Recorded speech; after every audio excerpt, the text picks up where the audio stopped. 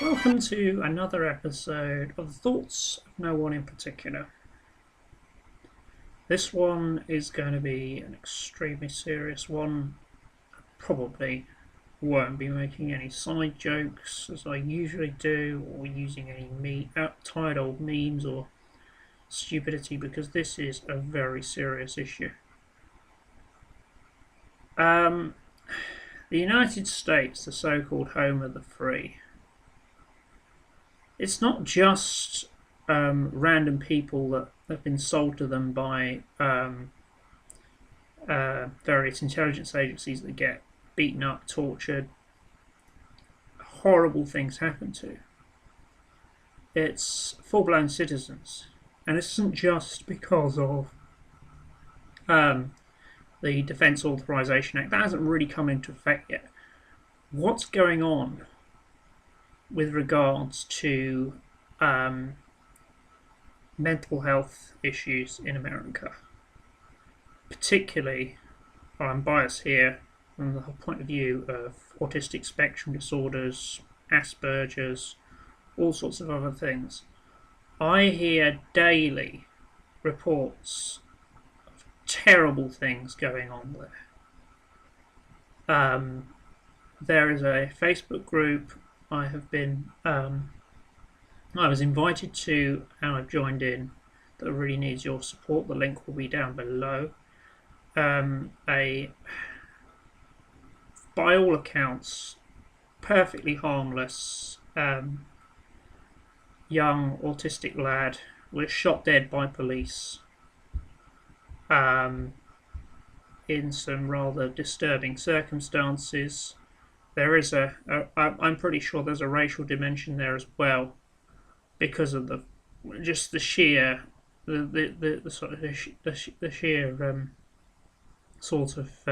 bringing in combining the two with the sort of underlying racism that you see in the US even today. Combine it with the fact the kid was autistic and would probably have had some behavioural issues because of it. I know I did. I know pretty much every autistic person I know has had problems like this and relating to a world that really doesn't understand us. And this poor kid was shot dead for essentially the crime of being black and autistic. No trial, no attempt was made to sort of restrain him without lethal force. I feel privileged to live in a country where the police aren't all armed to the teeth and where guns are a last resort and pretty much non-existent even on the black market. But this America does tend to have some very bad history with cops and guns and shooting people they shouldn't be, and they should really reevaluate what they're doing over there. But that's just the tip of the iceberg. Today I got a message on another autism activism group from a mother whose autistic child, who is more severely than me, he has about the mental age of a 7-year-old, and currently is serving 16 years for a sex-orientated event that, by her account, and I believe her fully because of the fact that it just fits the profile perfectly. Her account states that basically the poor kid was led like a child into the situation, then rape was cried, and now he's serving 16 years. He's being abused in prison. He's just generally being beaten the crap out of him. He's got the sort of sex offender label on him for life now. This is a massive injustice, and I've applauded the good sentencing for proper criminals in the United States in the past. This was a complete miscarriage of justice, as far as I'm concerned. It doesn't appear that autism was actually even considered in the defence, and that's completely wrong. Then we go into the more anecdotal evidence that I've had with some of the sort of radical groups that are pretty much allowed to get away with what they want in their quackery. And it is quackery. And they're, oh, we've got a cure for autism. And among the quacks who are in there is a British doctor who was struck off for his connection to bringing up all this crap about vaccines, which created the anti-vax movement in America, which is a very dangerous movement, has now rejected all vaccines and is a massive risk to American public health. And he's setting up clinics, and pretty much because of the lack of regulation over there, pretty much anybody can set up a clinic in some states and get away with some really horrible treatments. I've heard of electroshock therapy still being used, which is torture. There's no getting around it. They are torturing autistic kids. If electroshock therapy is being used, they are torturing them. No questions asked. It's torture.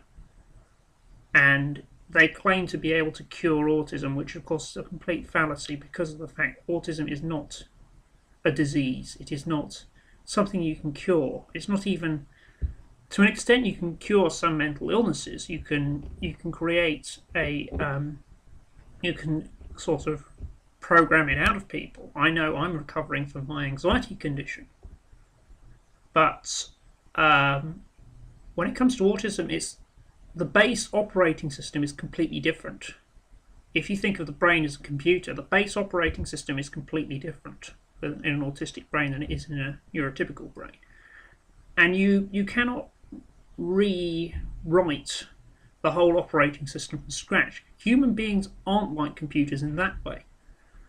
You can't just take Windows off and put some kind of Linux on, for example.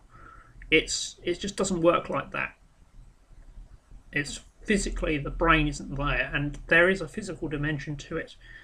They are starting to pick up on some subtle facial similarities in autistic kids, which is pretty interesting. I know obviously we're not pronounced as, say, for example, Downs kids, but there are these similarities, and I've noticed them in various autism activism groups I've been involved in. And this is getting beyond a joke. And what's worse is you have these quacks like Ron Paul and various other Republicans. There's not just Paul here. Please, Paul bots, don't come in and attack this video just because I mentioned Paul. It's a lot of the Republican Party who are asking for deregulation on these clinics. That, I mean, it's getting to the point where these clinics can pretty much call whatever they want a disorder. And I think Hannibal Barker mentioned this in one of his videos, where if you have a totally capitalist system, you can basically pay for your rival to develop a mental disorder and have them locked away. It's that simple. But and that's what you're heading for now. You're over-medicated over there. There are people who are just prescribing things like Ritalin for Asperger's, for dyslexia, for fuck's sake. I'm sorry I use such a strong term, but they're prescribing Ritalin for dyslexia. What the hell?